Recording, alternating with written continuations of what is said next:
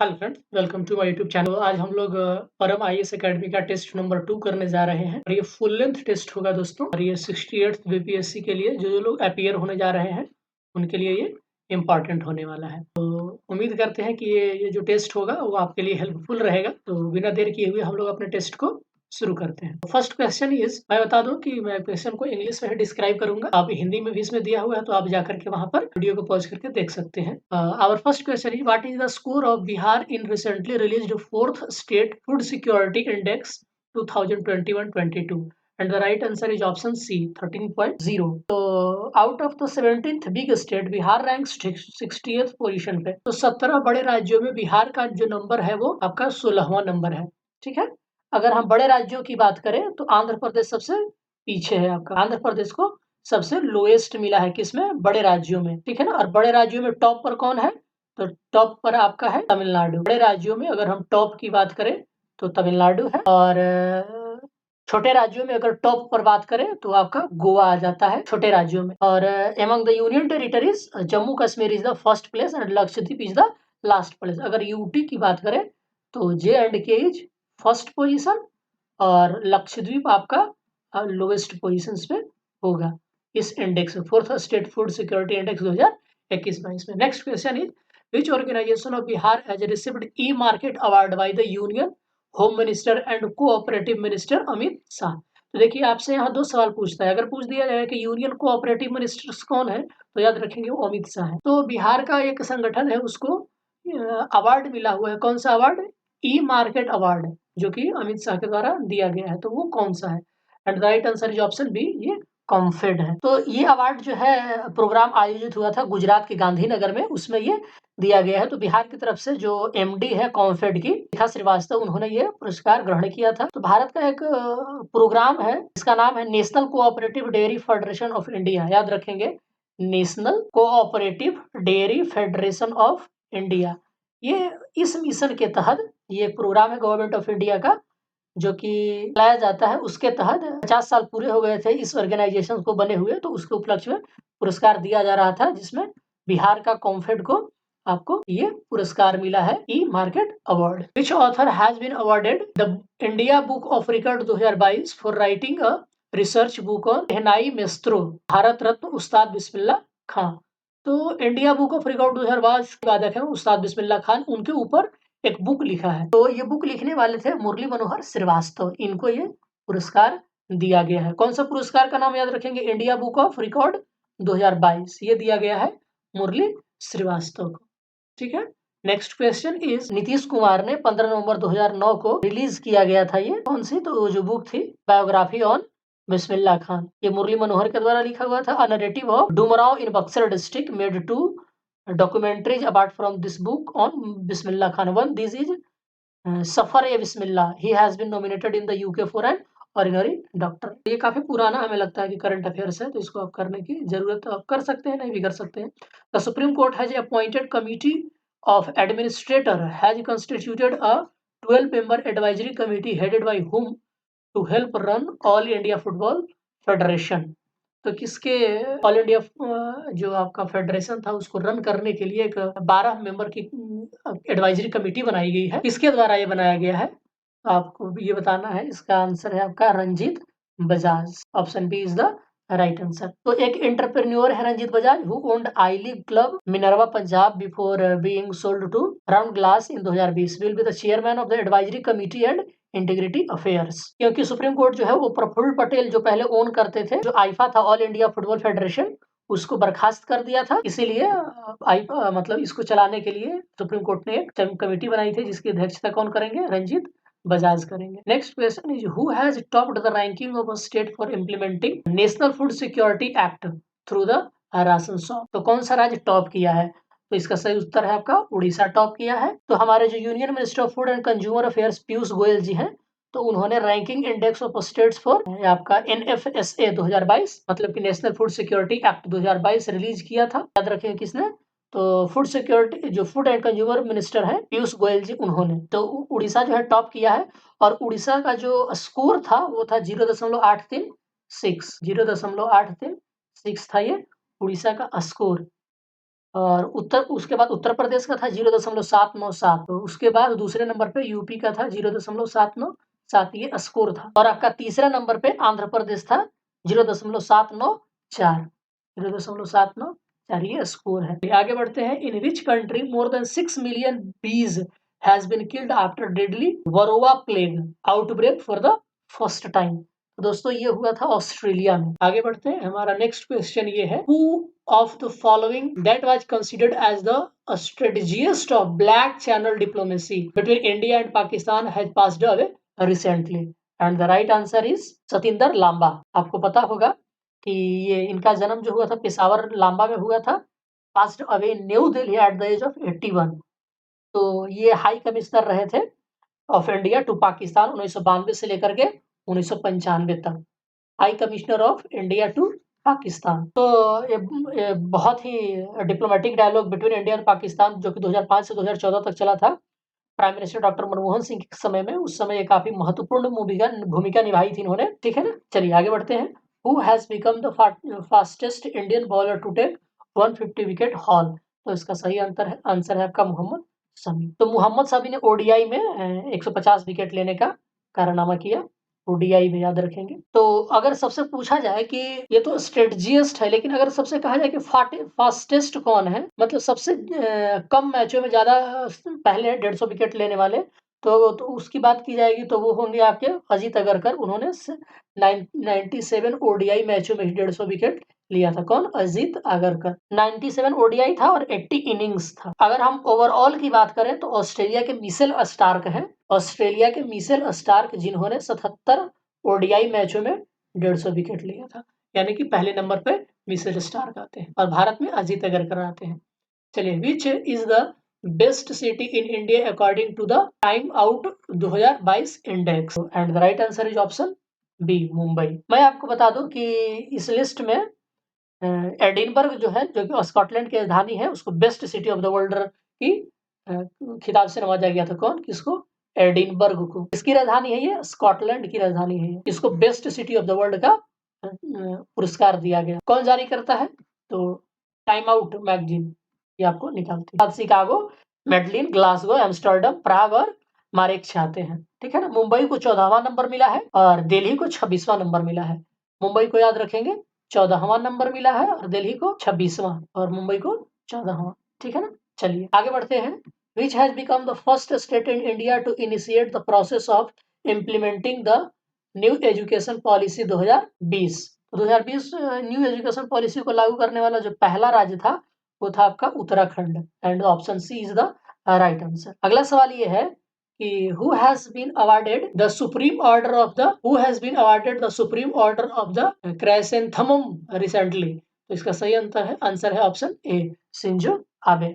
तो ये आपको पता होगा कि जापान के प्राइम मिनिस्टर थे। 9 जुलाई 2022 को इनको ये पुरस्कार दिया गया। चलिए आगे बढ़ते हैं। In which city of Jharkhand did prime minister Narendra Modi dedicate the newly built international airport and AIIMS to the nation?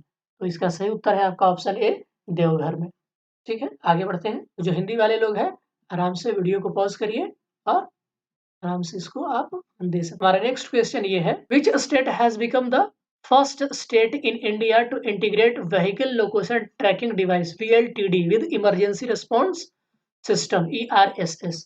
And the right option is option D, Himachal Pradesh. तो दोस्तों ये एक ऐसी टेक्निक है जिसके द्वारा आप गाड़ी जो भी व्हीकल्स हैं उनको मतलब कि देश के अंदर कहीं भी ट्रैक कर सकते हैं, ठीक है ना।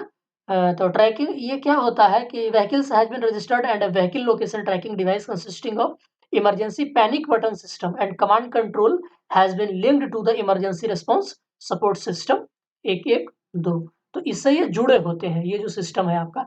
तो आप कोई व्हीकल देश में कहीं भी जा रहा हो, अगर उसके साथ कुछ भी होता है तो आप आसानी से उसको ट्रैक कर सकते हैं। A memorandum of understanding has been signed with which country to reintroduce cheetah to India? And the right answer is option B, Namibia. तो आपको पता होगा कि नामीबिया से भारत में तो इसको लाया जाना है, याद रखेंगे कितने? 8 चीते, 8 से 10 चीतों को लाया जाना है, जिसमें से अभी फिलहाल आप हमें कमेंट करके बताओ कि अभी कितने चीताओं को भारत में लाया गया है। टोटल कितने लाए जाने हैं?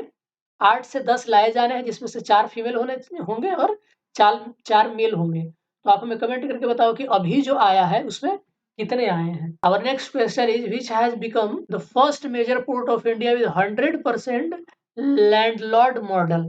और इसका करेक्ट आंसर है आपका JLPT, यानी कि Jawaharlal Nehru port. Option D is the right answer. Next question, which has been adjudged the best university in the national institutional ranking framework, ranking 2022? इसका आंसर है Indian institute of science. Option A is the right answer. जो आपका IIM है, Miranda College has retained the first position among college for the 6th year in a row. IIT Madras as a whole, IIT Bangalore and IIT Bombay are the top 3 higher education institutions in India.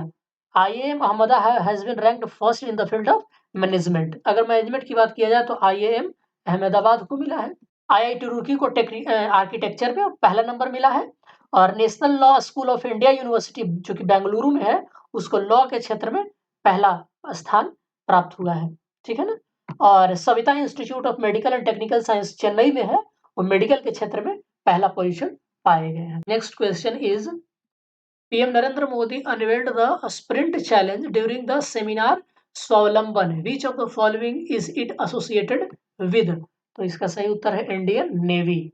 Option B is the right answer. तो Swavalamban scheme है, PM Modi unveiled किया था sprint challenge during the naval innovation and indigenisation organisation, NIIO, याद रखेंगे NIIO।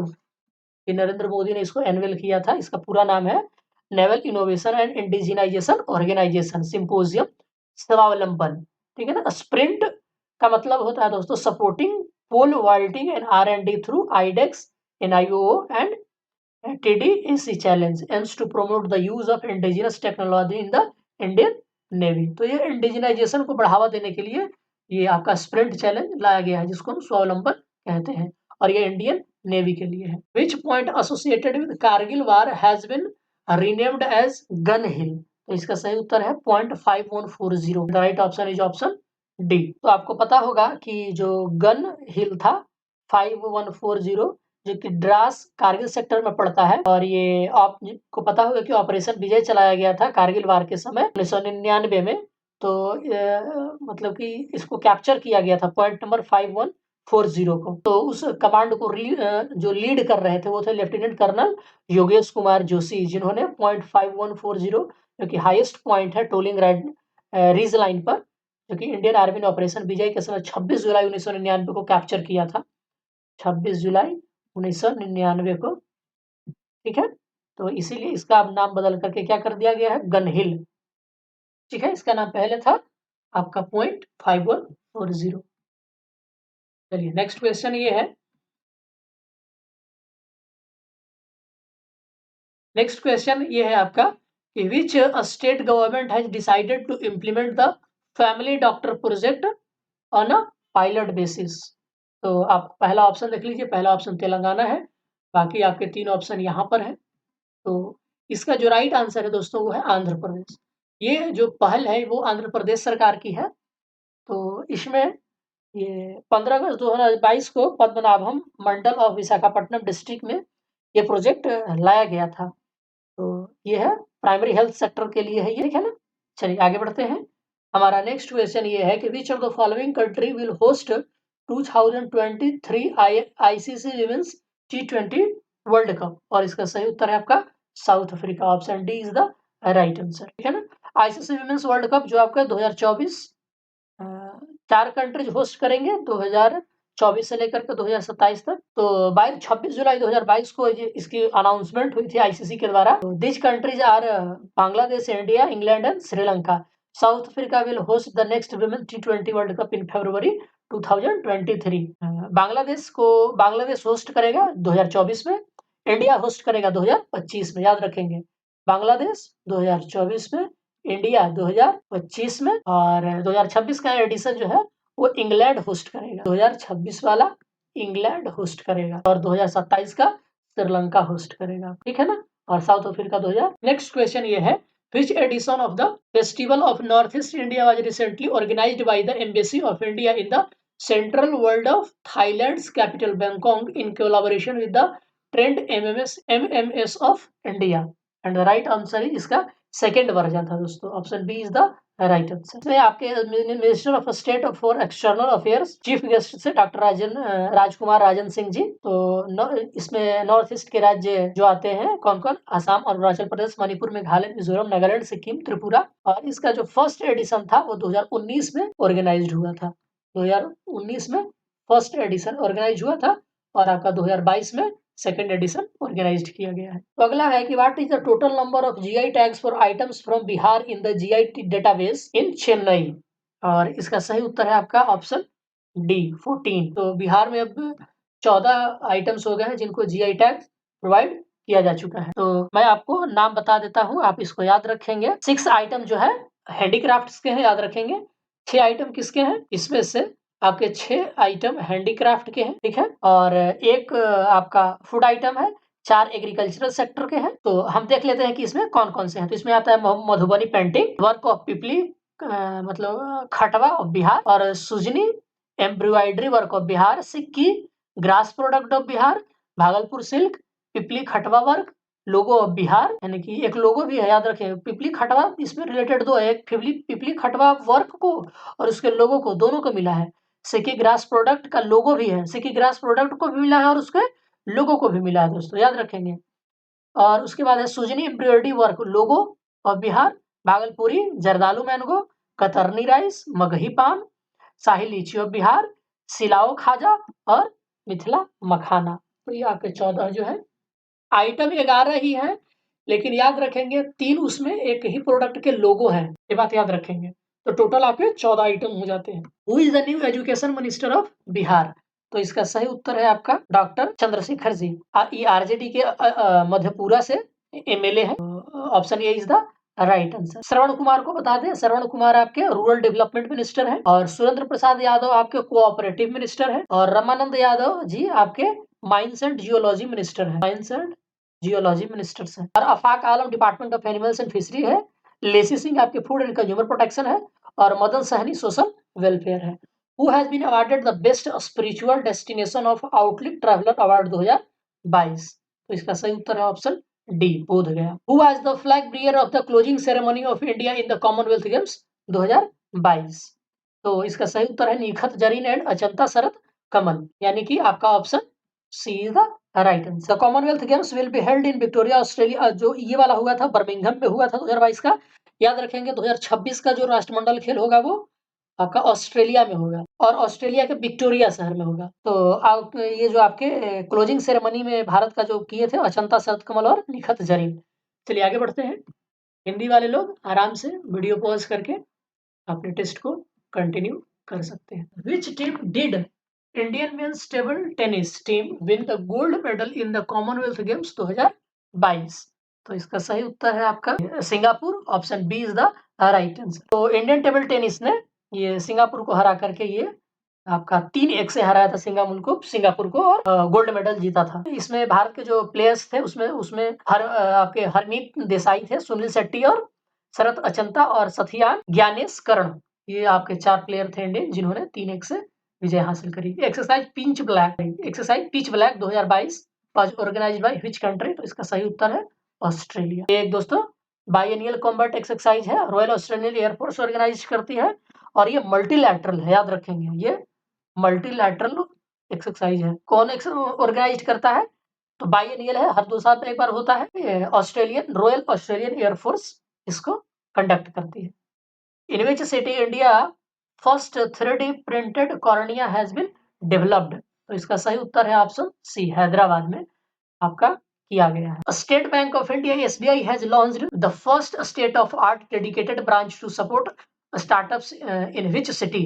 तो इसका जो answer है वो है आपका बी, बेंगलुरु में। इसका एक ब्रांच है आपका कोरामंगला में और इसका जो दूसरा ब्रांच है वो गुरुग्राम में भी है और इसका थर्ड ब्रांच जो है वो हैदराबाद में पड़ता है। Who is the winner of chess competition FTX crypto cup 2022। तो इसका सही उत्तर है ऑप्शन बी, मैग्नस कार्लसन। तो आपके जो इंडिया के ग्रैंड मास्टर थे Ramesh Babu Praggnanandhaa defeated Magnus Carlsen Norway 4.2 in final round of FTX crypto cup held in Miami USA। Even after this victory, मतलब कि प्रज्ञानंदा ने मैग्नस कार्लसन को 4-2 से हरा दिया था, लेकिन चूंकि उनका स्कोर कम था इसीलिए मैग्नस कार्लसन के विजेता घोषित किए गए। और आपको बता दें कि जो प्रज्ञानंदा की बहन है वैशाली रमेश बाबू, उनको भी इंटरनेशनल मास्टर और वुमेन ग्रैंड मास्टर का खिताब मिल चुका है। चलिए, the ruler of the Swarna Bhumi who founded a Buddhist monastery at Nalanda and requested Devapala through his ambassador to grant 5 villages for its maintenance was, इसका सही उत्तर है ऑप्शन सी, बालापुत्र देवा। दोस्तों, ये स्वर्ण भूमि के राजा थे। तो इन्होंने दो पाल डायनेस्टी के राजा थे देवपाल, इनसे इजाजत मांगी थी कि हम एक बुद्धिस्ट मोनास्ट्री बनाना चाहते हैं बोध गया, ठीक है ना। चलिए, हमारा अगला क्वेश्चन ये है कि which form of Buddhism was prominent during the सल्तनत पीरियड। तो इसका सही उत्तर है आपका वज्रायना बुद्धिज्म। सल्तनत पीरियड के समय आपका वज्रायना बुद्धिज्म सबसे ज्यादा चर्चित था। Option C is the right answer. Vajrayana Buddhism था मेनली 8th सेंचुरी में ये फेमस हुआ है। और मतलब कि हमारा जो प्रिंसिपल ऑफ वज्रायना है is found in Manjushri Mulakalpa of Guhya Samaj and गुहिया समाज। वज्रायना बुद्धिज्म के बारे में हमें 2 किताबें मिलती हैं, मंजूश्री मूलकल्प और गुहिया समाज। ये 2 आपकी किताब है वज्रायना बुद्धिज्म से। The earliest known epigraphic evidence of Bhagavatism is, तो इसका सही है Garuda pillar inscription at Besnagar. तो right answer is option C. तो गरुड़ा पिलर ऑफ विदिशा जो कि Besnagar is the first stone monument related to Bhagavata religion. This shows that the Yavana ambassador of Takshashila accepted the Bhagavad religion and worshipped it after its establishment. Heliodorus is stated as Bhagavata and Vasudeva is stated as Devadas, Devas, यानी God of God in the article inscribed in। तो याद रखेंगे भागवती से पहला जो inscription था वो Garuda pillar inscription of Besnagar था, ये विदिशा में है। अगला हमारा सवाल ये है 16 Mahajanapadas of the age of Mahajanapada have been mentioned in the Buddhist literature. Which of the following Janapadas have been mentioned by Panini in his Ashtadhyayi. तो इसका आंसर है आपका ए और बी और सी तीनों, यानी कि मगध और अस्मक और कंबोज, तीनों के बारे में उनके किताब में देखने के लिए मिलता है। Option A is the right answer. हमारा अगला सवाल ये है which Indian king defeated Seleucus Nicator the ambassador of the Sindh and Afghanistan appointed by the Alexander. तो इसका सही तो उत्तर है चंद्रगुप्त मौर्य। और ये कब हुआ था 305 बीसी में। अगला सवाल ये है कि which of the following statement is true regarding the Pataliputra the capital of Magadha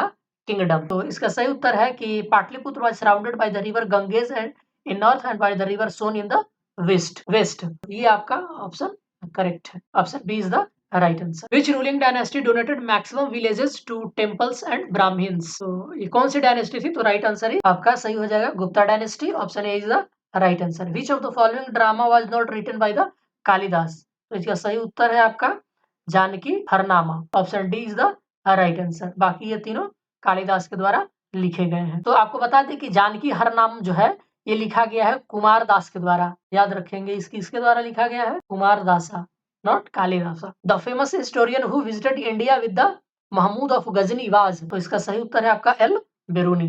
option B is the right answer. तो एल बेरूनी जो था मोहम्मद गजनी के साथ भारत आया था और Al Beruni translated Patanjali Yoga Sutra into Arabic called Kitab Patanjala.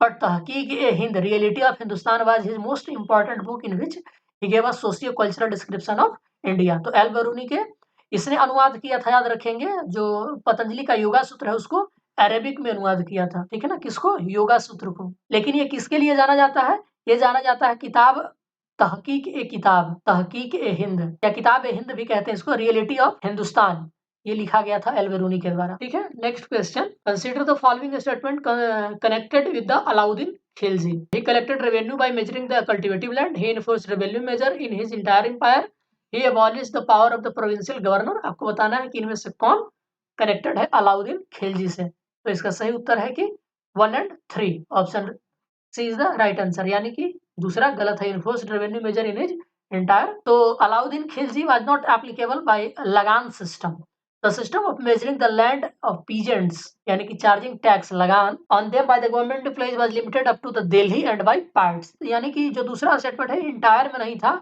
ये दिल्ली और कुछ उसके आसपास के इलाकों के लिए। तो ये पहला रूलर था who started charging taxes bye measuring the land, मतलब लैंड के हिसाब से ये आपका टैक्स लेता था। के लिए उन्होंने एक सेपरेट डिपार्टमेंट बनाया था, आपको पता होगा दीवाने मुक्त खराज, याद रखिएगा।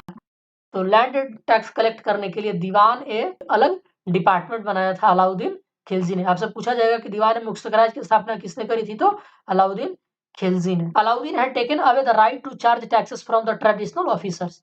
जैसे कि पहले कौन वसूलते थे, तो खूत होते थे, मुकद्दम होते थे या चौधरी होते थे, तो उनको ये सब डिसमिस कर दिया। What was the chief characteristics of the financial system of Vijayanagar empire? तो इसका आंसर है आपका land revenue. Option B is the right answer. तो टैक्स का नाम होता था दोस्तों सिस्ट, और इसको राय रेखा भी कहा जाता था। राय रेखा ये नाम था विजयनगर साम्राज्य में जो लैंड टैक्स लिया जाता था। और जो रेवेन्यू डिपार्टमेंट था उसका नाम था अथावने। क्या नाम था? अथावने।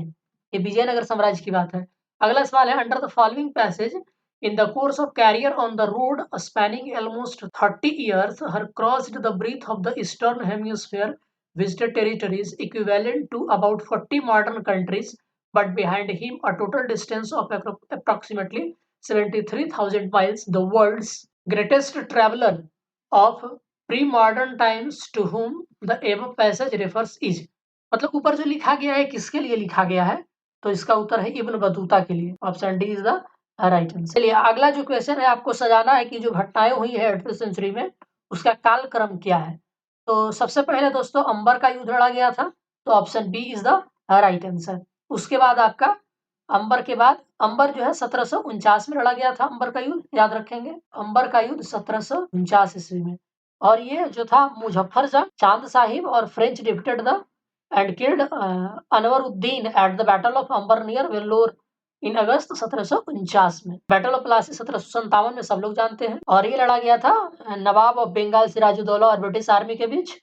और वांडीवास का युद्ध 1760 में हुआ था। ये लड़ा गया था आपका फ्रेंच और ब्रिटिश के बीच। और जो बैटल ऑफ बक्सर था ये 1764 में हुआ था। और ये लड़ा गया था अलायंस फोर्सेज जो मीर कासिम सुजाउद्दौला और शाह आलम द्वितीय और ब्रिटिश के बीच, जिसमें ब्रिटिश की विजय हुई थी। पब्लिक वर्क्स के डिपार्टमेंट्स वाज ऑर्गेनाइज्ड इन 1845 1855। तो 1845 से 1855 जो पब्लिक वर्क डिपार्टमेंट था वो उसका ऑर्गेनाइजेशन किसने किया था, तो इसका जो उत्तर है आपका लॉर्ड डलहौजी, क्योंकि दोस्तों ये option A is the right answer, lord Dalhousie. अगला सवाल ये है कि which of the following governor general use the system of separate electorate college to conquer Muslims and make them against Congress. तो इसका सही उत्तर है आपका lord Minto. Option D is the right answer. 46। आइए पढ़ते हैं हमारा next question. Consider the following statement, the most effective contribution made by the दादा भाई Naoroji to the cause of Indian national movement was that he exposed the economic exploitation of India by the British, interpreted the ancient Indian text and restored the self-confidence of Indians, stressed the need for the eradication of all the social evils before anything else। तो आपको इसका correct answer choose करना है, the correct answer is option A. Correct explanation भी है option A, आपका only one सही है केवल, ठीक है ना। आपको पता होगा कि दादा भाई नौरोजी ने ड्रेन थ्योरी ऑफ वेल्थ प्रतिपादित किया था। उन्होंने भी बताया था कि ड्रेन थ्योरी ऑफ वेल्थ कैसे हो रहा है ब्रिटिश के द्वारा इन इंडिया। अगला है असर्शन और रीजन। तो असर्शन ये है कि the first war of independence in 1857 failed to secure freedom from the British government. Reason ये है कि the leadership Bahadur Shah Zafar did not have popular support and most of the Indian rulers of important states stayed away from the struggle। तो option A is the right answer है, दोनों सही है और correct explanation भी है। 48 in collaboration with the David Hare and Alexander Duff who the following established Hindu college at Calcutta. तो इसका सही उत्तर है आपका राजाराम मोहन राय के सहयोग से, ठीक है ना। ये 1817 में फाउंड किया गया था। मेयो कॉलेज अजमेर में 1875 में बना था, याद रखेंगे मेयो कॉलेज 1875 में ये अजमेर में बनाया गया था। और मुस्लिम एंग्लो ओरिएंटल इन अलीगढ़ भी 1875 में बनाया गया था। और दिल्ली कॉलेज 1824 में बनाया गया था। दिल्ली कॉलेज 1824 में बनाया गया था, याद रखेंगे। चलिए आगे बढ़ते हैं हम। Consider the following statement, Arya Samaj was founded in 1835। Lala Lajpat Rai opposed the appeal of Arya Samaj to the authority of Vedas in support of the social reform programme under Keshav Chandra Sen. The Brahmo Samaj campaigned for women's education। Vinoba Bhave founded the Sarvodaya समाज टू वर्क among refugees। आपको बताना है कि कौन इसमें से correct है, तो केवल 3 और 4 आपके सही है। Option D is the right answer. तो जो आर्य समाज था वो 7 अप्रैल 1875 को फाउंड हुआ था, याद रखेंगे, नॉट 1835। ये आपका 1875 75 में बनाया गया था और Lala Lajpat Rai was one of the members of Arya Samaj and did not oppose the appeal of Arya Samaj. याद रखेंगे, लाला लाजपत राय ये आर्य समाज के खुद एक मेंबर थे, तो उन्होंने ये विरोध नहीं किया था इन सब चीजों को। क्या बाकी स्टेटमेंट 3 और 4 सही है। तो हमारा अगला सवाल ये है, who was the second Muslim president in the Indian National Congress? And इसका सही उत्तर हो जाएगा आपका Rahimtullah Mohammad Sayani. Option C is the right answer. 1896 में कलकत्ता सेशन में बने थे। दूसरे थे, पहले कौन थे? तो आप कमेंट करके बताओ कि पहले मुस्लिम कौन थे। विद रेफरेंस टू द स्वदेशी movement consider the following statement. It contributed to the revival of the indigenous artisan crafts and industries. The National Council of Education was established as a part of स्वदेशी movement. तो आपको बताना है कि कौन सा statement सही है। तो आपका दोनों के दोनों स्टेटमेंट सही है। Option C is the right answer. तो अगला है कि which revolutionary made this statement? Avenge of the blood of Indian martyrs use their swords to liberate your motherland, stand up against the entire Anglo American army. सही उत्तर है आपका Rasbihari Bose. Option A is the right answer. ये बात इन्होंने कही थी, वो फॉर्म किए थे आईएनए, तो उस समय उन्होंने ये बात कहा था। ठीक है दोस्तों, हमारा अगला सवाल ये है कि arrange the following events in chronological order, select the correct answer from the codes given below. Appointment of Simon commission, Jallianwala Bagh massacre, Mahatma Gandhi Dandi march. तो आपको करेक्ट बताना है। और फोर्थ है death of the Firoz Shah Mehta. Chronological order में आपको सजाना है। तो मैं बता दूं कि इसका सही उत्तर है 4213। अब देख लीजिए 4213 option A is the right answer. यानी कि फिरोज शाह मेहता की मृत्यु सबसे पहले हुई थी 1915 ईस्वी में, 5 नवंबर 1915 को हुआ था फिरोज शाह मेहता की मृत्यु। जालियांवाला बाग 13 अप्रैल 1919, 13 अप्रैल 1919 को। ठीक है, और फॉर्मेशन ऑफ साइमन कमीशन नवंबर 1927, ये नवंबर 1927। और बच गया फिर आपका क्या, गांधी जी का दांडी मार्च, तो ये हुआ था आपका 12 मार्च 1930 को, 12 मार्च 1930 को। चलिए हमारा अगला सवाल ये है कि who has said it, I have got to beg pardon in connection, I have not to beg pardon in connection with the allegation that in the draft of the constitution a major part of the government of India act 1935 has been reproduced. तो इसका answer है आपका doctor B R Ambedkar. Option D is the right answer. आपका next question ये है, Quit India movement was reaction of, quit India movement का reaction क्या था आपका? Was reaction of the disappointment of the Indian against Cripps mission और the threat of Japanese attack on India to provoke the countrymen to adopt violent means by Gandhiji articles due to passing the proposal of August 1942 by AIIC। आपको बताना है कि इसमें कौन सही answer है। तो इसका आंसर है आपका ऑप्शन बी 1, 2 एंड 4, यानी कि तीसरा नहीं था, to provoke countrymen to adopt violent means of Gandhiji article. हमारा क्वेश्चन ये है, Subhash Chandra Bose was chosen president of Congress in Tripuri session of Indian National Congress in the year 1939। Where is Tripuri? तो ये त्रिपुरी कहाँ पर पड़ता है जिसमें सुभाष चंद्र बोस को इंडियन नेशनल कांग्रेस का आपका अध्यक्ष बनाया गया था?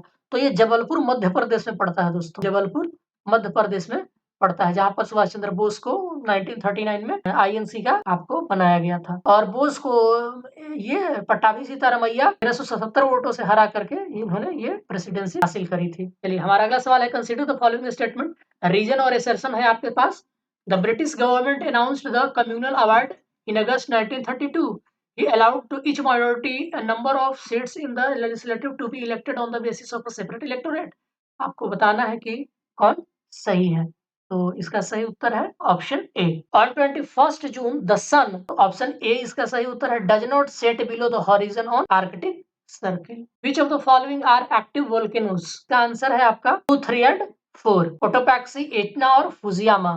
ये सब के सब एकांकांगुआ को छोड़ करके option D is the right answer. Cotopaxi, Etna और Fujiyama are active volcanoes while Aconcagua is not volcanic mountain. Cotopaxi is situated in Ecuador, Etna is Italy और Fujiyama in Japan. Next question है, match the following. आपको match करना है कि state of Gibraltar, state of Malacca, strait of Bering, strait of Hormuz, ये किसके किसके बीच है? तो मैं आंसर आपको बता देता हूँ। आंसर है आपका सी, आंसर है ए का 3, बी का फर्स्ट, सी का 4, डी का 2, यानी कि ए का थर्ड। स्टेट ऑफ जिब्राल्टर क्या है? तो बिटवीन आपका अफ्रीका और यूरोप के बीच है। और स्टेट ऑफ मलक्का आपको पता होगा कि इंडोनेशिया और मलेशिया के बीच है ये। और स्टेट ऑफ बेरिंग स्टेट आपको पता होगा कि कहाँ पर है, ये आपका पड़ जाता है between Asia and north America. Next question is, Palghat is situated between the Nilgiri and the Cardamom Hills, the Nilgiri and the Annamalai Hills, and the Nilgiri Hills and Cardamom Hills, the Cardamom Hills and Palani Hills. इसका जो answer है आपका वो है option एक B है आपका, Nilgiri hills and Anamalai hills. 62 question number 62 examine the following statement and select the correct answer by using codes given below. Devprayag is located at the confluence of the Bhagirathi and Alaknanda. इसका आंसर मैं बता देता हूँ आपको, ऑप्शन ए है 1, 2 and 3। Option A is the right answer, 1, 2 and 3। 4 सही नहीं। Kedarnath is considered as the biggest seat established by आदि शंकराचार्य, ये आपका सही नहीं है। तो Badrinath was established as a major pilgrimage site by आदि शंकराचार्य, नॉट केदारनाथ। याद रखेंगे कौन सा है, ये बद्रीनाथ आता है। Kedarnath is known as the samadhi sthal of the Adi Shankaracharya. चलिए next question, which one of the following rivers thrice cross into the two streams reunite a few miles further on thus forming a island of Srirangapatnam, Shivasamudram and Srirangam. तो इसका सही उत्तर है आपका option A, आपका Kaveri river.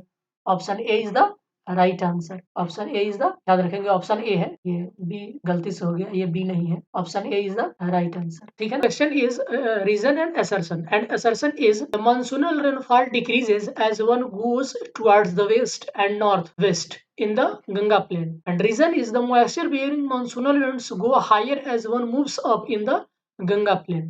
The right answer is both A and R true, and R is the correct explanation of A, and the right answer is option A. Right. We move on our next question, and our next question is which of the following are the principal feature of the Government of India Act 1919? तो 1919 के भारत सरकार अधिनियम जो आया था उसमें इसकी कौन सी प्रमुख विशेषताएं थी? The introduction of diarchy in executive government of the provinces, the introduction of separate communal electorate for Muslims, devolution of legislative authority by the centers to the province, and the right answer is option 1 and 3। क्योंकि दोस्तों जो separate electorate, जो separate communal electorate था वो भारत सरकार अधिनियम 1909 से आया था, पार्लियामेंट जिसको सुधार अधिनियम भी कहा जाता है, यानी option C is the right answer, ठीक है। चलिए question number 67, reason and assertion. Again, assertion is the scope of judicial review is limited in India, and the reason is Indian constitution has some borrowed items, and the right answer is option B. Both A and R are correct, but the R is not the correct explanation of, and the option B is the right answer, ठीक है ना। दोनों सही है लेकिन R जो है ओकरा A का करेक्ट एक्सप्लेनेशन नहीं है। क्वेश्चन नंबर 68, आपको मैच लिस्ट करना है। आर्टिकल 54 में क्या है, आर्टिकल 75 में क्या है, आर्टिकल 155 में क्या है और आर्टिकल 164 में क्या है, ठीक है ना। तो इसका आपका जो आंसर है ए का 1 हो जाएगा, बी का 2 हो जाएगा, सी का 3 हो जाएगा और डी का 4 हो जाएगा। तो आर्टिकल 54 जो है इलेक्शन ऑफ प्रेसिडेंट से रिलेटेड है। Article 54 is related to the election of president, and article 75 is related to the appointment of prime minister, and their ministers shall be appointed by the president on the advice of the prime minister, right? So this is the appointment of the prime minister and cabinet, this is B.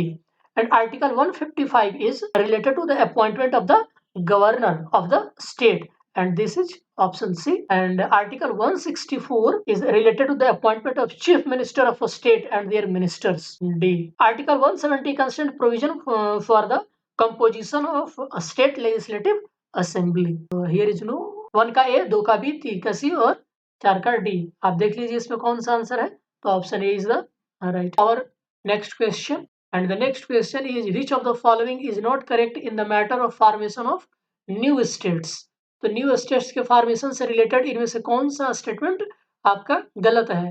Parliament में by law form a new state, such law shall contain provision for the amendment of the first schedule and the fourth schedule of the constitutions। आपका next जो option है वो ये है कि such law shall be deemed to be an amendment to the constitutions for the purpose of article 368, और last option ये है कि no bill for enhancing such law shall be introduced in the parliament unless it has been referred to the legislature of the states whose areas, boundaries or name is affected। तो इसका सही उत्तर हो जाएगा दोस्तों option C, such law shall be deemed to be an amendment of the constitutions for the purpose of article 368, and the option C is the right answer. So the parliament may by law with a simple majority from a new state and no special procedure as in the case of the amendment of the constitution is required. Article 4 clause 2 कहता है such laws shall not be deemed to be an amendment of the constitution for the purpose of article 368.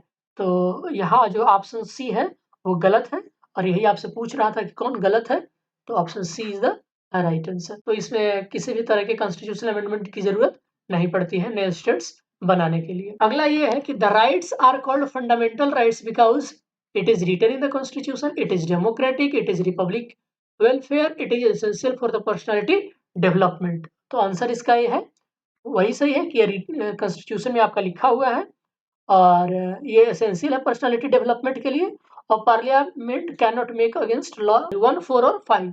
अब देख लीजिए कहाँ है, option C is the right answer. Which of the following are included in the directive principle of state policy? Prohibition of trafficking in human beings and forced labor.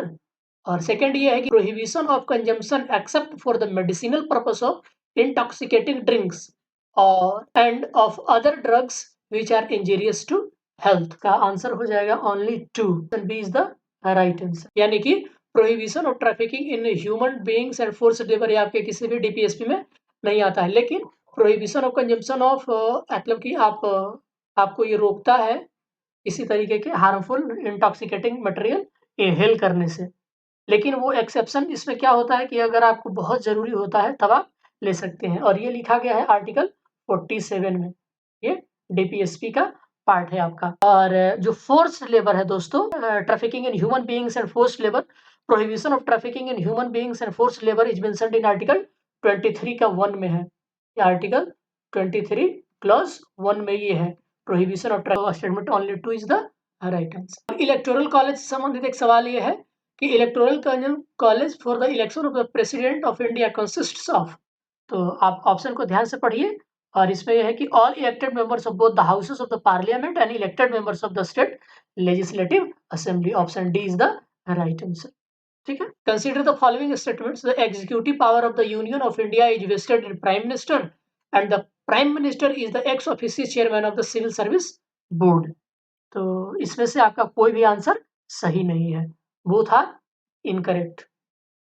क्या पूछ रहा था आज, करेक्ट, तो कोई भी सही नहीं है, option D is the right answer. कह रहा है कि the executive power of the union of India is not vested in the prime minister but in the president, और ये कहता है आपका ये प्राइम मिनिस्टर में वेस्टेड नहीं होता है बल्कि प्रेसिडेंट में वेस्टेड होता है, और ये कहता है आपका आर्टिकल 53 के क्लॉज 1 में। और ये article 53 clause 1, article 53 clause 1, article 74 clause 1 of the Constitution provide that its head to aid and advise the president who shall exercise his or functions in accordance with the advice। और ये था कि the administrative head of the secretariat of the cabinet secretary who is ex officio chairman of the civil service board।